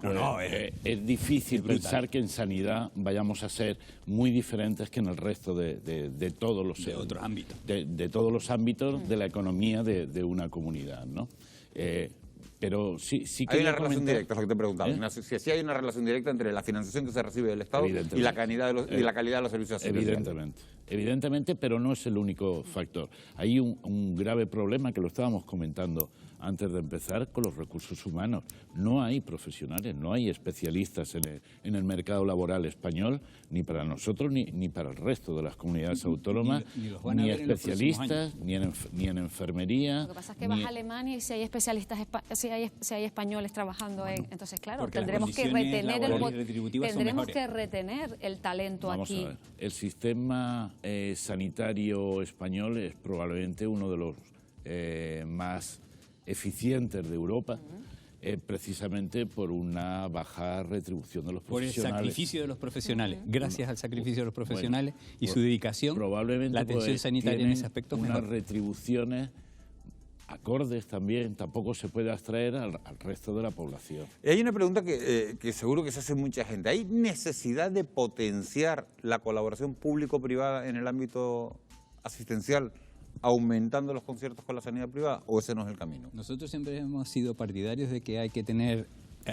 la pública con la máxima eficiencia, Para eso tienes que meterle financiación, darle recursos y explotar toda la actividad que se puede hacer desde las 8 de la mañana hasta las 20 horas en los hospitales y en los centros de salud. En los centros de salud, desde hace tiempo, esa actividad se desarrolla desde el siglo pasado, desde las 8 de la mañana hasta las 20 horas. Pero mejoraría la situación potenciando esa relación de sanidad pública, sanidad privada, haciendo en la justa medida que puede complementar a lo que en la pública en determinados momentos tenga deficitario. Aquí, Ana. Sí, yo totalmente de acuerdo. En la justa medida en la que pueda complementar sin sustituir una sanidad pública eficiente. Una sanidad pública eficiente apoyada con la privada puede ser, obviamente, pero siempre y cuando la sanidad pública esté suficientemente ornamentada y... Estamos hablando de ejemplos que comentábamos fuera también, de llegar a situaciones en que se puedan utilizar quirófanos de la privada porque nuestros médicos, los quirúrgicos en este caso, no tienen quirófanos suficientes para la actividad que pueden hacer. Fíjate, es un ejemplo. A mí es que me llama la atención que fíjense, hay cerca de un 20% de la población que paga de su bolsillo un seguro de salud privado para tener una alternativa a la cobertura sanitaria pública. La justificación de eso es a veces los problemas de accesibilidad. Que una persona quiere ir a determinado especialista porque tiene un problema de salud concreto y en la sanidad pública tiene problemas de acceso. Entonces, ¿cuál es la salida? Me hago un seguro privado a ver si por allí me ven antes o me voy a un médico privado. Muchas veces cuando después hay circunstancias más graves acaban acudiendo a la pública. Lo que sí es cierto es que el crecimiento en las infraestructuras del sistema sanitario público suele ser a medio plazo. Nunca son a corto plazo el crear un hospital nuevo, el completar los hospitales del norte y del sur. Ojalá no hiciera falta el recurrir a la sanidad privada, pero mientras eso se hace posible, yo creo que es obligado que aprovechemos todos los recursos disponibles. Me da mucha pena porque tenemos que dejar aquí el debate. No, y después iba a decir que otra cosa es que las intervenciones tienen que ser simultáneas y paralelas en los diferentes frentes. Es decir, el que se hagan los planes que han comentado para las listas de espera, si no se invierte y se decide apostar de manera contundente por tener una buena atención primaria, donde se traten bien todos los problemas que generan las enfermedades que al final van a hacer que alguien necesita una intervención quirúrgica.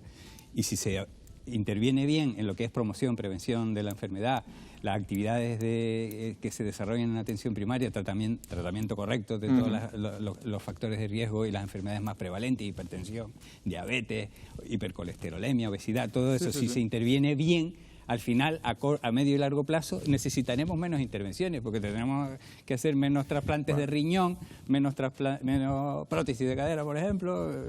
Está claro que ese tema lo vamos a tener que seguir abordando en el próximo... Hay que intervenir de manera simultánea en todos los frentes. Sí, exactamente. Simultánea y global, sí. Y evidentemente, y olvidarnos que el centro del sistema es el paciente. El paciente siempre. Y hay que buscar la mejor manera de tratar al paciente sin que gire alrededor del sistema, sino el sistema girando alrededor del paciente. Lo tenemos que dejar aquí. Ana Darias, su directora de atención primaria en Tenerife. Muchísimas gracias por habernos acompañado esta noche. Levi Cabrera, secretario general del Sindicato Médico de Tenerife. Ignacio López, director del área de salud. Volveremos a hablar de este asunto porque sin duda es apasionante, le preocupa a muchísimos ciudadanos, pero hoy lo tenemos que cerrar aquí porque esa erupción nos sigue... Y es buenísimo que estemos otra vez hablando de listas. Estemos hablando de esto y no estemos hablando de la COVID-19. Vamos a cerrar aquí, como digo, el debate sanitario para hacer una breve pausa publicitaria. A la vuelta vamos a regresar a la isla de La Palma para seguir la evolución de la erupción del volcán de Cumbre Vieja. Por cierto, un volcán que está teniendo en los últimos minutos una actividad bastante intensa. Además, les vamos a ofrecer un reportaje en el que recopilamos los momentos más impactantes que nos ha dejado el volcán en estos 33 días de erupción. No se vayan, que regresamos enseguida.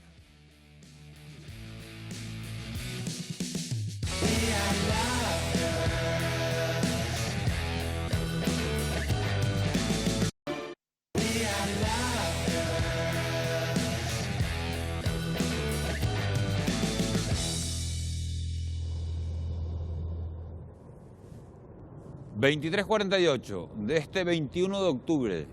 ...33er día de la erupción de ese volcán de Cumbre Vieja que están viendo... ...con señal en directo de las cámaras de televisión canarias. Fíjense esas bocas abiertas en Cumbre Vieja... ...como están expulsando piroclastos... ...como se mantiene esa intensidad, dos bocas principales que se está viendo que están expulsando lava hacia gases y, David, todo tipo de material a la atmósfera. Sí, la incandescencia de noche es lo que nos hace ver, ¿no?, como más intensa la erupción, pero como comentas perfectamente, piroclastos, cenizas, gas y la colada de lava efusiva que es la que más nos preocupa. ¿Podríamos decir que el volcán tiene más actividad ahora que en otros momentos o no? ¿O esto simplemente va y viene y es un proceso absolutamente? Son pulsos. Dentro de la erupción estromboliana estos pulsos energéticos son habituales y también el efecto nocturno de ese color y la incandescencia es lo que nos hace también pensar que de noche se pone un poquito peor que durante el día.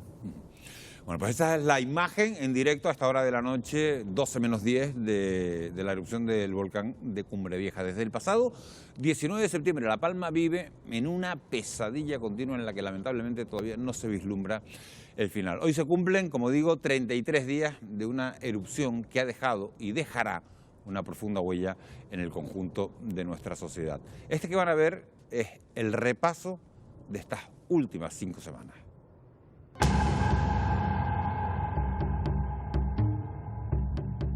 Cada año se contabilizan más de 1 millón de terremotos en el planeta, algunos tan pequeños que solo son registrados por algunos instrumentos. Solo en los últimos 100 años, los terremotos se han cobrado la vida de más de 1 millón de personas. Los huracanes, los ciclones y las tormentas tropicales también son particularmente letales y llevan causando devastación desde tiempos inmemoriales. Aunque se trata de desastres naturales interiorizados por la población, es decir, éramos conscientes de que podían ocurrir en cualquier momento.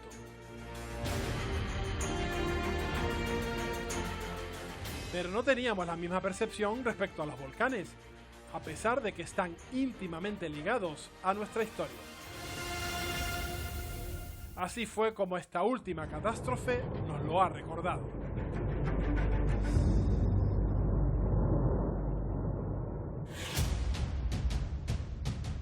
Anualmente, entre 50 y 60 volcanes entran en erupción en nuestro planeta. Solo en Canarias, desde el siglo XV, se han registrado 20 erupciones volcánicas, de las que 8 han surgido en la isla de La Palma. Esta última empezó a avisar el pasado 11 de septiembre. Ese día se intensifica la actividad sísmica en la Isla Bonita. Desde hacía 4 años, el Instituto Geográfico Nacional venía detectando sismicidad a unos 25-35 kilómetros de profundidad. En octubre de 2017 registramos un enjambre sísmico que dentro de la actividad volcánica normal de la isla pues suponía una actividad, digamos, algo anómala, ¿no?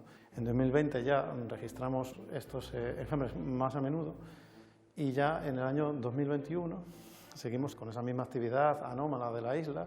El ya conocido 11 de septiembre, ¿no?, empezó a ser a menos profundidad, ya en la base de la isla, lo que indicaba claramente una intrusión de magma dentro de la isla.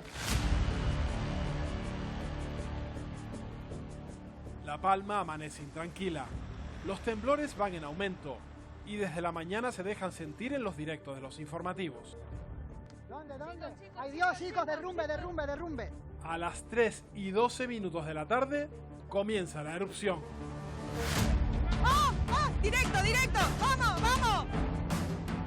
Es la primera vez en la historia de nuestro país que un medio de televisión emite un fenómeno de estas características en directo. Lo están viendo, tenemos imagen en directo. Acaba de producirse la erupción volcánica en la isla de La Palma. Profesionalmente supuso un hito, algo único que jamás pensé que iba a poder contar y menos que nos tocara en directo.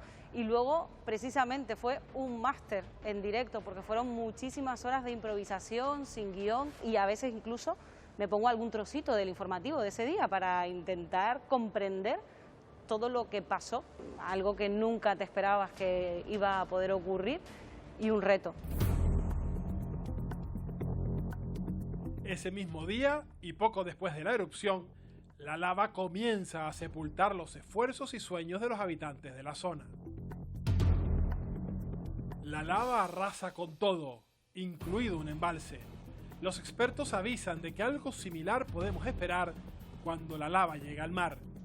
Una llegada que se demorará varios días. se derrumba parte del cono principal. La superficie cubierta de lava crece un 50% en solo 12 horas. El frente avanza en Todoque. Parece que la lava nueva ha venido muy rápido por encima y ha desencadenado pues, todo muy rápido. Nos han mandado a evacuar. La lava apenas camina. El volcán expulsa principalmente cenizas y piroclastos. Algunos científicos dudan de que la colada acabe llegando al mar. Ese mismo día se detiene la actividad de los telescopios del Roque de los Muchachos. Algunos telescopios están cerrados, sobre todo por proteger los equipos. Por ejemplo, el Gran Tecán está cerrado desde que empezó la erupción porque es un instrumento muy costoso, los espejos tienen que estar muy bien pulidos y cualquier deposición de cenizas podría causar mucho daño, rayar los espejos básicamente. En el observatorio hay otro instrumento que paró, que son los Cherenkov. Esos telescopios tienen toda la instrumentación al descubierto, no hay cúpula que los proteja. Pero ahora, con la ceniza, hay que proteger eso. Una brutal explosión produce una de las ondas expansivas más potentes del volcán en su 6º día de erupción. Todavía los científicos están valorando el origen de ellas, ¿no? La causa que las produce. A priori da la impresión que es por interacción del magma con agua que había en el subsuelo de la isla que hace liberar esa energía de forma tan violenta. Lo normal es que se comporte dentro de un patrón estromboliano, eso es lo esperable. Pero como es la primera vez que se observa un fenómeno de este tipo, pues puede haber factores nuevos que incrementen esa explosividad más allá de lo que haría un volcán estromboliano, ¿no? A las 11:05 de la mañana se produce un desprendimiento cerca del puerto de Tazacorte. Pero la lava no ha llegado al mar, sino que continúa causando estragos en Todoque. A las 5:55 de la tarde se confirma que no hay milagro y vemos una imagen que quedará para siempre en la memoria de los palmeros. La iglesia es engullida por la colada. Los vecinos están tristes, lógicamente, han perdido sus vidas en unos instantes, el patrimonio acumulado durante una vida, incluso durante varias generaciones, pero lo están viviendo con esperanza, ¿no? La mirada puesta en el futuro. La mañana del 27 de septiembre comienza con buenas noticias. Parece que el volcán ha detenido su actividad.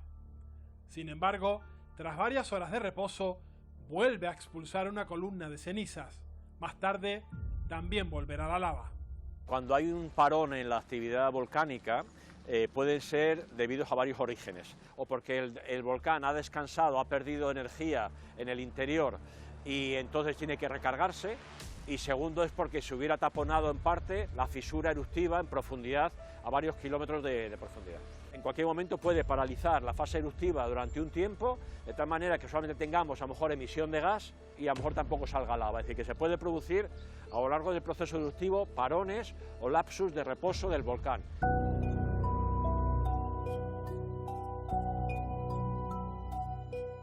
La colada se acelera desde la montaña de Tres Picos en Tazacorte y sepulta la carretera de la costa. A las 11 de la noche se produce uno de los momentos más temidos. Tras 10 días de erupción, la lava llega al mar. En ese momento la lava llegó y sepultó toda la vida marina y obviamente se produjo un fenómeno de mortalidad a nivel de vida marina local. Es verdad que a medio y a largo plazo se va a generar esa nueva estructura, un nuevo sustrato que va a ser, digamos, la base para organismos sésiles, es decir, organismos que viven fijos al sustrato, como pueden ser las algas, macroalgas, invertebrados, y luego pues irán llegando peces. Desde mediodía, la colada comienza a formar un pequeño delta de lava. Se podría esperar incluso que fuera mayor. Hay unas zonas donde la lava en erupciones anteriores ha alcanzado el mar, como en esta, y ha formado fajanas incluso superiores, como la que hay en la zona de las ollas y la bombilla. Una nueva colada genera una tremenda destrucción a su paso por el polígono industrial. Al día siguiente, el volcán expulsa una roca del tamaño de una casa de 3 pisos.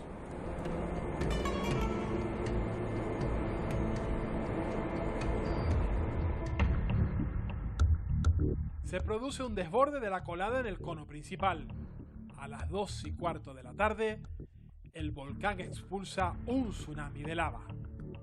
Durante la erupción, las velocidades máximas de las coladas se han registrado cercanas a los focos eruptivos, ¿no?, a las bocas de lava, y hemos medido inclusive de 1,3, 1,5 kilómetros por hora. Esa velocidad máxima se puede repetir, como hace un par de días pues estuve allí en la zona de Tacande, en la zona más cercana al foco eruptivo, y estamos hablando de velocidades por encima de 1 kilómetro por hora.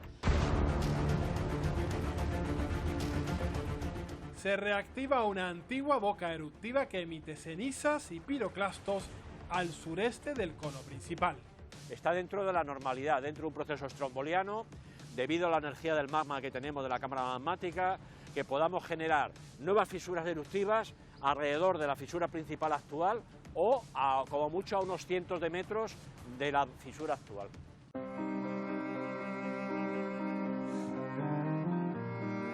Se confirma el peor escenario. La lava alcanza el barrio de La Laguna ante la impotencia de los vecinos que ya habían sido evacuados. Muy preocupados y muy dolidos por toda esta situación y por ver tantos vecinos trabajadores con una vida detrás de todo esto que se la ha llevado la lava.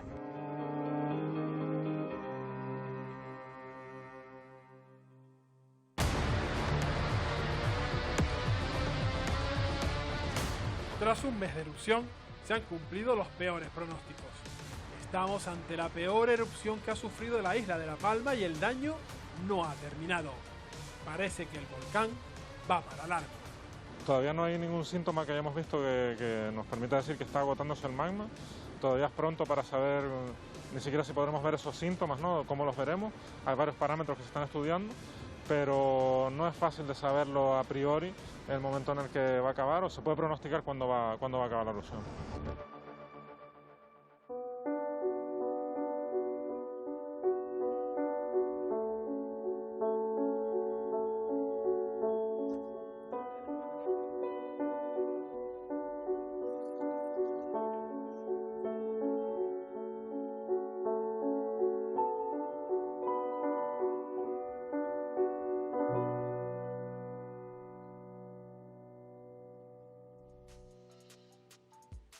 La verdad es que si hace 3 meses, en mitad de la pandemia de la COVID que estábamos viviendo, nos dice que lo siguiente era una erupción de un volcán, Víctor Martín, casi que ninguno nos lo hubiéramos creído. ¿Con qué hitos se queda Víctor Martín de estos 33 días de erupción que llevamos? Bueno, esta noche hemos hablado bastante del paisaje, ¿no? Y me gustaría hablar también del paisanaje en este caso, ¿no? Y yo creo que una de las cosas que yo destacaría como hito, ¿no?, es realmente descubrir La Palma en su gente, ¿no? Es decir, cómo esa tragedia nos ha descubierto parte de lo que ha sido la historia de esta isla. Porque pocas veces se dice, ¿no?, pero hay que tener en cuenta que esta isla hasta hace medio siglo era una isla muy pobre, muy pobre.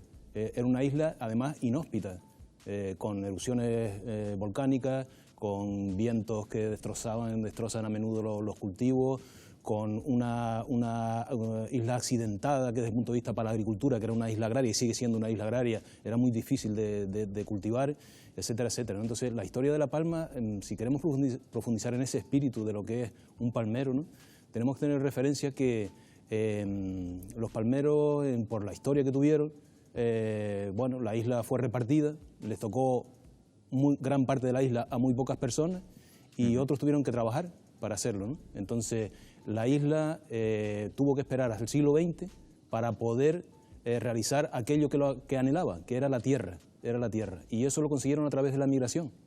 Y esa migración permitió convertir en La Palma de una isla inhóspita en una isla que es un vergel. ¿Vale? Entonces, fíjese ahora el vergel en el que se está convirtiendo el valle de Aridane. ¿Con qué hito nos quedamos? Con un poco de rapidez, si puede ser. Sí, Gustavo Pestana. A mí hay 2 hitos, es decir, uno fue cuando supera el Callejón de la Gata, el polígono industrial, porque me doy cuenta que ya no es solo va a llevarse a Todoque, sino empiezas a pensar que se va a La Laguna. Y luego un hito muy personal, que es un lugar que le tengo mucho cariño de cruzarlo mucho, que es la pérgola, que se llevó ayer en el cruce Todoque. La pérgola muy bonita de Tea, y ayer desapareció. Es un hito muy personal. Pero... David Calvo. Para mí el hito es el carácter urbano de la erupción, sin duda. Trabajar en un entorno urbano, en las calles metido, ver las coladas de lava llegando por las calles, que te hace plantearte, no puede ser, ¿no? El carácter urbano creo que va a hacer que la vulcanología moderna se mire en el espejo y empiece a plantearse la presión demográfica que algunos volcanes activos tienen a su alrededor. Para mí ese es el principal hito, la primera gran erupción urbana de la historia de la vulcanología moderna. Jaime Cuello. Para mí, ver cómo se detiene la colada en Todoque frente a la iglesia y cómo parece que se detiene hasta el tiempo, y la siguiente vez que voy por allí pues veo todo aquello sepultado por una colada de lava, una zona absolutamente devastada por la lava, y desde luego también el impacto de verla entrar en la laguna y causar los destrozos, ¿no? Yo creo que ese aspecto humano, ese aspecto urbano que está diciendo David, para mí es clave, y sobre todo ser consciente del sufrimiento que todo eso va a causa y va a causar en el futuro, ¿no? Bueno, pues esos son los hitos con los que se quedan ustedes en estos 33 primeros días de erupción. Vamos a hacer una mínima pausa para publicidad y a la vuelta vamos a ver qué es lo que puede ocurrir con el volcán en las próximas semanas. El mejor escenario y el peor escenario. No se vayan porque se lo contamos a la vuelta de publicidad.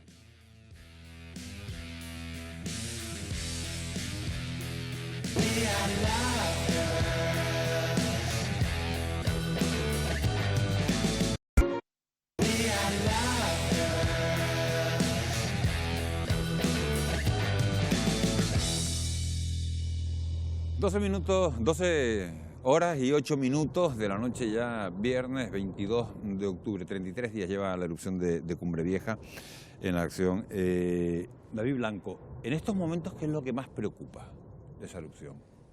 El tiempo que pueda durar, ¿no? Yo creo que lo que se pueda prolongar esta situación. Obviamente el tema de los gases parece que lo vamos comprendiendo, está un poco al albur de los vientos también. Las coladas son las que están generando el mayor daño y la mayor destrucción, por lo tanto yo creo que las coladas de lava van a ser función del tiempo que dure la erupción. Esa es la gran preocupación y la gran clave al final, ¿no? La gran pregunta que se hace todo el mundo. Hay dos escenarios que se plantean, lo decíamos antes de irnos a publicidad. Uno, que es que se vuelva a llenar el cono principal, se vuelva a romper, provocando que la lava salga con gran virulencia. Ese sería un primer escenario, más benévolo. Un segundo escenario, peor, es que surja algún tipo de obstrucción, que eso se tapone y que obligue al sistema, a ese magma que queda, que se está moviendo por el interior del subsuelo, a buscar otro tipo de salida y que acabe saliendo una boca por otro lado. ¿Esos son los dos escenarios posibles? Bueno, yo creo que si seguimos el patrón que ha seguido hasta ahora la erupción, lo normal es que se sigan produciendo desmantelamientos parciales del cono, que se sigan produciendo colapsos del cono y esos reboses que hemos visto hasta ahora. ¿Lo dices porque quieres que sea así no, o porque crees que realmente esa es la tendencia que va a seguir? Porque lo hemos observado sobre el terreno a lo largo de la erupción en estos 33 días. Yo creo que no hay nada que indique que va a tener un patrón diferente y sinceramente espero tener razón. Víctor. Sí, opino lo mismo también, ¿no? Yo creo que las erupciones en Canarias siguen patrones determinados. Sería una innovación, por decirlo de alguna manera, que cambiase, ¿no? Entonces yo creo que lo que esperamos todos es que efectivamente ese tema del tiempo no se alargue en demasía. Y ¿Descartamos entonces que puede haber una nueva boca eruptiva en otro lado? No, yo no digo descartar, no, porque nadie lo sabe, ni el vulcanólogo más experto del mundo sí. nos podrá hablar sobre ese tema, es decir, eso es imposible, ¿no? Simplemente que estamos buscando regularidades, de las erupciones en Canarias y esas regularidades nos indican que eso es bastante poco probable, pero es poco probable. Lo normal es que se siga concentrando la actividad donde lo está haciendo hasta ahora y que ahí culmine, ¿no? ¿Y es posible saber, Gustavo, cuánto material queda del volcán que queda por salir o que queda en los reservorios? Yo sé que no tiene nadie una bola de cristal, pero no. ¿Es posible con cálculos matemáticos saber en función de la cantidad de lava que se ha ido expulsando en este tiempo? Literalmente estamos, por lo que parece, lo comentan los expertos, que está viniendo el material directamente de debajo de la corteza, directamente del manto, de bastante profundidad. El planeta es muy grande. Es verdad que buena parte no va a salir, pero no lo podemos saber. La esperanza es que pierda todo el gas posible, es decir, mi esperanza es que como está alargando mucho, acabe antes de tener ese gas para que la erupción termine lo antes posible, porque o que se quede como mucho de manera explosiva, es decir, y las coladas no sigan bajando, porque el drama de la erupción son las coladas, más que la parte del cono. Hay dos temas, le quería preguntar también a David Blanco por esto, y hay un tema que me gustaría aclarar. Antes hablábamos de la sismicidad y estaba diciendo yo que se había dicho esta mañana que se pueden prever movimientos sísmicos de 6 grados de magnitud. No es de magnitud, es de intensidad. Sí. ¿Qué diferencia hay entre un terremoto de 6 grados de magnitud, David, y de 6 grados de intensidad? Bueno, para que la gente se haga una idea, un terremoto magnitud 6 sería prácticamente tener 40 y a la vez de magnitud 4,8, que es la máxima magnitud que hemos tenido. Es decir, que la liberación de energía sería un tema muy serio. Yo entiendo que evidentemente el informe de hoy del PEOLCA se refería a intensidad. La intensidad, repito, es la percepción del terremoto y puede pues que algún plato, algún objeto de la casa que esté mal fijado pueda caerse de una estantería, algún libro, etcétera, en ese tipo de intensidad. Magnitud 6, yo creo que estamos lejos de ese escenario, afortunadamente, y que evidentemente el PEOLCA se refería a intensidad. De todos los terremotos que ha habido hasta el momento, el de mayor magnitud ha sido de 4,8 y además localizado a una profundidad aproximada de unos 35, 38 kilómetros. Sí. Antes de marcharnos, me gustaría preguntarles por otro dato, que ese sí lo dio el Instituto Geográfico Nacional de una manera clara, de una manera diáfana, y es la cantidad de dióxido de azufre que se está expulsando a la atmósfera. Se hablaba de que, bueno, que mientras haya cantidades altas, la erupción no va a cesar, pero comenzamos la semana con 17.000 toneladas de dióxido de azufre lanzadas. Antes de ayer estábamos en 7.000 toneladas y esta mañana estábamos en 2.000 toneladas de dióxido de azufre. ¿Eso quiere decir que está remitiendo la erupción? Bueno, aquí sí que debemos aclarar un poco que las medidas de dióxido de azufre sabemos, desde Involcán sabemos perfectamente que están subestimadas. Es muy difícil desde una posición terrestre, con todas las dificultades que hay ya por las coladas de lava, coger perfectamente la medida, un poco intentando ser lo más sintético posible, lo más rápido posible. Nosotros lo que hacemos es pasar por debajo de ese penacho de gases con un equipo que lo que intercepta es esa columna y mide la cantidad de dióxido de azufre que emite. Si la pluma está muy dispersa, si el penacho está muy disperso, no somos capaces de cogerla entera porque las coladas de lava nos impiden el paso. Esto también se ve desde el espacio. El satélite Tropomi, que es el que nos apoyamos también para las medidas, sigue dando valores elevados. Por eso decimos que nuestras medidas en tierra están subestimadas. Muy probablemente estas 2.500 toneladas de ayer sea un valor subestimado porque el viento no fue favorable, porque iba por encima de las coladas y no podemos pasar. En cualquier caso, estamos hablando de que para que se pueda prever un cese de la actividad, estamos hablando por debajo de 100 toneladas, es lo que decía el IGN. O sea que puede quedar ilusión para rato, estamos todavía muy lejos de esos parámetros. No nos queda tiempo para más. Yo solo quiero darle las gracias a Víctor Martín, geógrafo, por habernos acompañado esta noche, por haber estado en Fuera de Plano, en este Fuera de Plano especial otra vez del volcán. También a Jaime Coello, de la Fundación Teleforo Bravo. Gracias a Jaime por habernos acompañado. David Calvo, de Involcán, gracias por haber estado con nosotros. Gustavo Pestana, un auténtico placer haberlo tenido otra vez en esta mesa. Nosotros nos marchamos. Saben que tenemos Fuera de Plano especial otra vez el sábado, será sobre las 4 de la tarde aproximadamente, y que tendremos puesta la mirada en la isla de La Palma siguiendo esta erupción, porque no parece desde luego que de aquí al sábado no solo vaya a terminar, sino que vamos a tener por delante unas cuantas semanas más, sino meses. Ojalá nos equivoquemos y ojalá no sea así. Gracias por su compañía y que tengan ustedes un muy feliz descanso. Buenas noches.